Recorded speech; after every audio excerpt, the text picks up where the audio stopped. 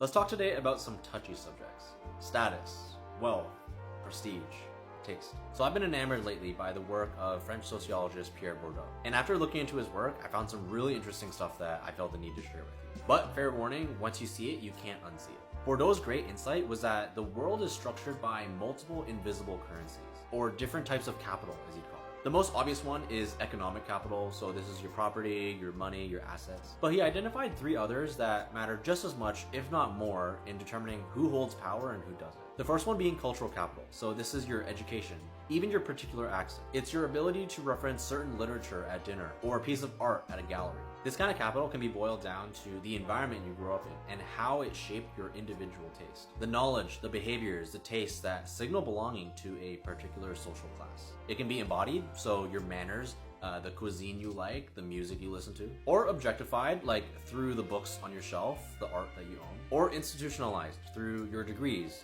your credentials. Next, you have social capital. This one is also quite apparent, but it's your network. Who you know, who will take your calls, which doors open because of your name and your relationships with those people. And in a world dominated by social media, the boundary is now expanded to the access that you get from your digital presence. And lastly, we have symbolic capital, which is your reputation itself that's reinforced externally through titles, awards, recognition, and prestige.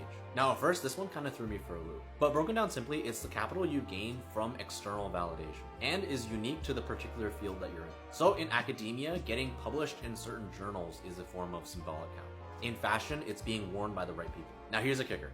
Bourdieu argued that the elites don't just hoard money. They hoard all these forms of capital, and they transfer in between them. A banker sends his daughter to a prestigious boarding school, turning economic capital into cultural capital. A billionaire donates a ton of money to charity and turns economic capital into symbolic capital in the form of being recognized as a philanthropist. Now, this is just scratching the surface of what Bourdieu's contribution to broader society was, and I plan on diving more into his work in the context of status, wealth, luxury, and taste. So if that sounds interesting to you, like and follow for more.